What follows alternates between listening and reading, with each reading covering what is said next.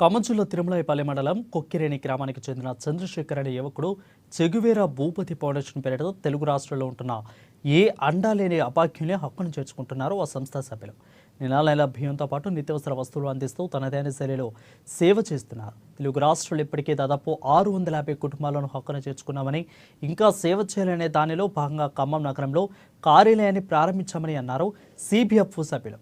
తనకు తోచిన సహాయాన్ని చేస్తున్నారని, దాతలు సహకరిస్తే ఇంకా సహాయం చేసి చివరి అంకంలో ఉన్న వారి ముఖాల్లో చిరునవ్వును చూడాలనైతే తమ లక్ష్యమని అన్నారు చెగువేరా భూపతి ఫౌండేషన్ సభ్యులు.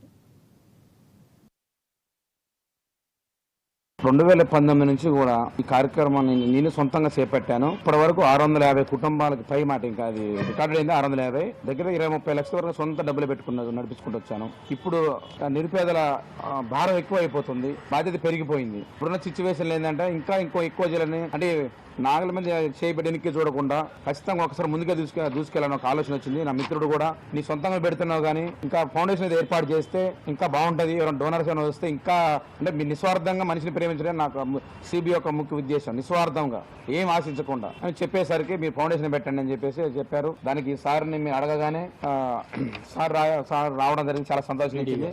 డీడీ గారు సత్యనారాయణ గారు రావడం చాలా సంతోషంగా అనిపించింది. దీన్ని బట్టి చాలా సార్ మాట్లాడేందుకు చాలా సంతోషంగా అనిపించింది. ఈ ఫౌండేషన్ ఇలాంటి పెద్దలు ఇంకా ముందుకు వస్తే ఇంకెక్కువ నడిపిస్తాను.